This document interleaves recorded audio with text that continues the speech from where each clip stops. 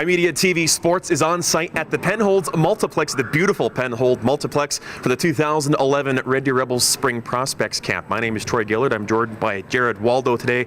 And Jared, before we work our way to talking about this weekend's camp, one more look back at the past season, a fabulous regular season in which the Rebels won the Central Division title, but as we all know, not the way we wanted things to go in the playoffs. No, it was I guess disappointing is probably the best term you could put on it, and this team had a lot of lofty expectations. Didn't make a ton of moves at the deadline because the expectations were that this team was deep enough to make a run, but unfortunately they run into a hot goalie in Tyler Bunz in the second round against Medicine Hat, and losing Kemper, Darcy Kemper didn't help as well. But for whatever reason, the Rebels had tough times with the Tigers all season long, regular season, and it carried over into the playoffs. Yeah, it was just weird how cyclical that Central Division was this year, where Medicine Hat had Red Deer's number, and Red Deer had a great season for the most part against the Kootenay Ice, who ended up going to the Memorial Cup. Just a bit of a tragic irony that way, how it worked out. Yeah, and it's amazing, and it just shows the parity of the Central Division. I mean, as good as the teams are on any given night, and it's so cliched, but it's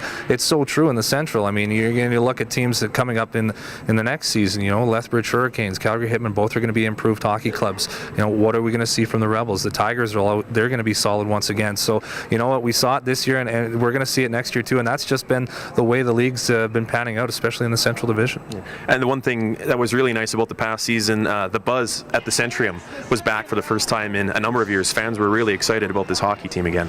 Well, and they should have been. There was a lot of elements for part of that team that it made it fun to go back to the rink and watch the Rebels again. And there were a couple of seasons there when you got to the games and you really weren't sure what to expect from the team. There was not a lot of talent in the lineup, and it really made it tough to go to the rink. But now we've seen over the last couple of years, Jesse Wallen and his staff have done a really good job of bringing quality players in, getting some depth into the lineup.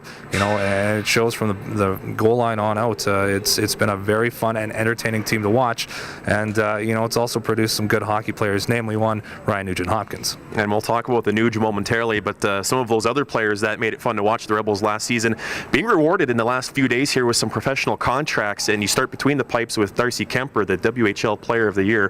Kind of a no-brainer for the Minnesota Wild to finally get this guy under contract. Well, and Darcy's getting into a good situation in Minnesota. I mean, on one hand, they do have a logjam of goaltenders in that Minnesota system, but they've also got opportunity because they've got Nicholas Backstrom as a starter, but after that, it's kind of up in the air. I mean, Jose Theodore, UFA, Josh Harding, also a UFA. So now they've got Matt Hackett, who spent the year in Houston. They've got the European goaltender coming over, and right now it's a three-way dance. I don't think Darcy Kemper is going to get a shot in Minnesota as a backup, but that's fine because he needs some seasoning at the pro level to learn what it's all about. I think what you will see is Hackett and Kemper kind of split duties, and maybe a 65-35 split with Hackett getting the majority of the starts. But I think that's where Darcy's going to start, and it's probably good for him to get some pro seasoning, just learn the game, the travel, and everything that goes along with being a pro.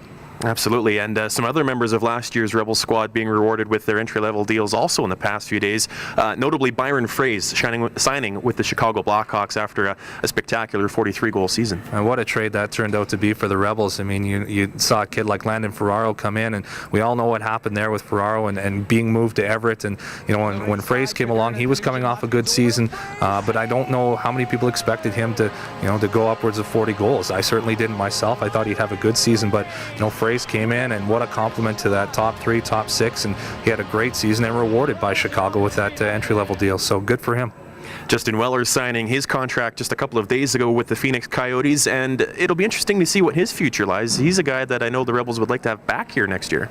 Well, I think a lot of the fans would like to see Weller back too, and he's a kid he's into a really good situation now because he's got that pro contract, so he can go into camp, and if he has a really good camp, maybe get a look at the American League level, maybe spend some additional time in pro. I think you'll see him come back and play with the Rebels for one more season, just to get that extra little bit of seasoning, because I mean, he is a big kid that still needs to learn his body. You got to get a little bit stronger to play at that pro level. But one thing about Justin Weller is that he's gotten better every year, and so I think he's going to be ready for the next step. But it will take a little bit of seasoning. Yeah, a lot of exciting news for those players, and I know Rebels head coach Jesse Wallen had some thoughts on his pro signed players as well. having those guys turn pro. I mean, a guy like Byron Fraser, I don't think he's likely going to be back. There's always that possibility, and it hasn't been ruled out completely, but I think he's going to get every chance to play in the American Hockey League, which we expected, and he deserves that. He's earned that opportunity.